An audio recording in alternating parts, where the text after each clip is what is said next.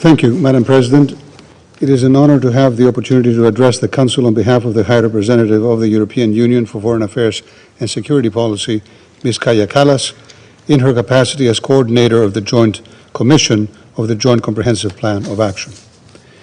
I would also like to thank Secretary General Antonio Guterres and the Secretariat for their work related to the implementation of Resolution 2231, as well as Slovenia as the facilitator of Resolution 2231.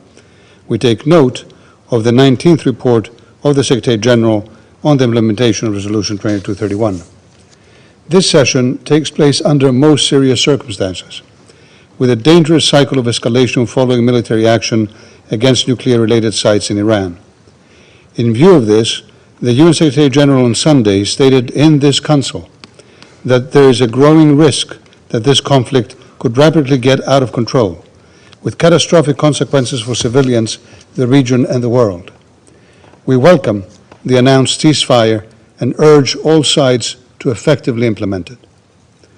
The High Representative is engaged and has been following very closely the situation in the Middle East and reiterates the EU's strong commitment to regional security, including the security of the State of Israel, and the call on all sides to abide by international law, show restraint, and refrain from taking further steps which could lead to serious consequences such as potential radioactive release. Madam President, ensuring that Iran does not acquire or develop a nuclear weapon remains a key security priority for the European Union. IAEA DG Grossi at the end of May reported on the further expansion of enrichment capacity and operation, as well as on a sharp increase in the production of 60% enriched uranium, close to military levels. Iran was already far away from its JCPOA commitments. Iran chose to continue the dramatic expansion of its program at an alarming pace, going beyond what is plausibly necessary for a civilian program. In the special session of the IAEA Board of Governors on 23 June, DG Grossi raised the need to account for the stockpile of highly enriched uranium following the events of the last days. Moreover, it has been more than 4 years that the agency has not been able to perform all JCPOA-related monitoring activities and has therefore lost the continuity of knowledge as regards several key components of the nuclear program of Iran. We continue to recognize that Iran has faced and continues facing very serious negative economic consequences following the U.S.'s withdrawal from the JCPOA and the reimposition of previously lifted U.S. unilateral sanctions. The U.S. has also gradually imposed additional sanctions linked to the nuclear program. Many efforts have been made to preserve the JCPOA, notably when the High Representative put forward a compromise text, laying down the necessary steps needed for the U.S. to return to the JCPOA and for Iran to resume the full implementation of its commitments. These efforts did not lead to the expected results, and we are now in the current situation. Madam President, in 4 months from now, the Security Council will no longer be seized of the Iran nuclear issue under Resolution 2231, and we urgently need to come back to a diplomatic solution. Let us be clear in what will be the last session in this format under UNSCR 2231.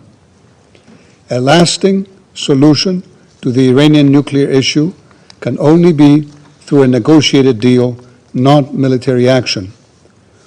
A fully functioning nuclear deal will be conducive to the stabilization of the whole region. Last Friday, as part of an intense diplomatic engagement, EU High Representative Kallas, together with the foreign ministers of France, Germany, and the United Kingdom, met with the Iranian foreign minister in Geneva.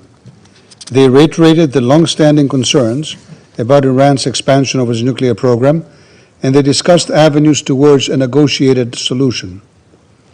The matter can only be addressed in a sustainable manner with the adequate involvement of the international community. Moreover, the IAEA is and should remain the sole impartial and independent international organization to monitor and verify the implementation of Iran's nuclear non-proliferation commitments. Diplomacy, Madam President, must prevail. The European Union High Representative will continue to contribute to all diplomatic efforts to reduce tensions and to find a lasting solution to the Iran nuclear issue. Thank you. I thank His Excellency Mr. Lambrinidis for his briefing. I now give the floor to Ambassador Samuels Vogar. Thank you, Madam President.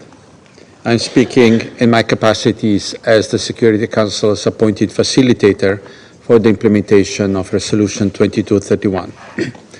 The 90th Facilitator's Report was agreed by Council members on 20th June 2025.